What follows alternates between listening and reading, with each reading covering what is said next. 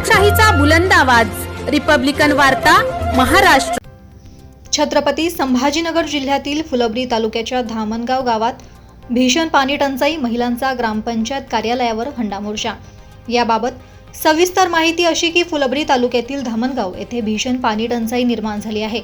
हंडाभर पाण्यासाठी महिलांना भर उन्हात दूर दूर वनवन भटकंती करावी लागत आहे।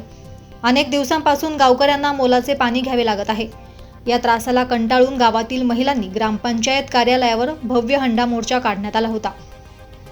यावेळी सर्व मोर्चेकरी महिलांनी अशी मागणी केली की जोपर्यंत गावात सुरळीत पाणी पुरवठा होत नाही तोपर्यंत ग्रामपंचायत कार्यालय बंद ठेवण्यात यावे आणि पर्याय म्हणून टँकरद्वारे गावाला पाणी पुरवठा करण्यात यावा अशी मागणी करण्यात आली।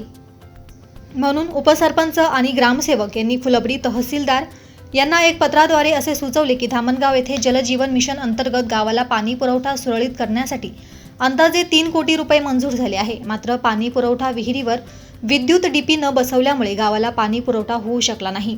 या विषयावर लक्ष केंद्रित करण्यासाठी आणि पाणी पुरवठा सुरळीत होत नाही तोपर्यंत ग्रामपंचायत कार्यालय बंद ठेवून निषेध करण्यात येत आहे असे पत्र धामणगाव ग्रामपंचायतच्या लेटर पॅडवर तहसीलदार यांना देण्यात आले।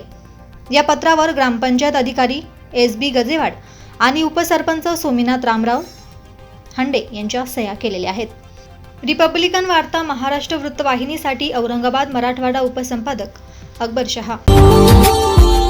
Subscribe now and press the bell icon. Never miss an update.